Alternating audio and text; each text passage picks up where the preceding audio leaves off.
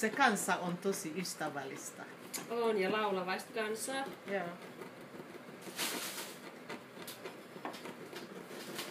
Nyt otetaan Nimko taas tätä sinun.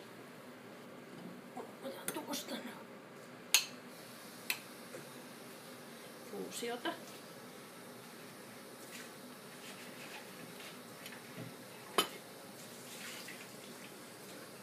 Tästä kun Leena sanoi, että täältä sivulta kun aloittaa näin rypyttämisen, niin se on nyt mulle tuli liian paksu kuori, mä huomaan.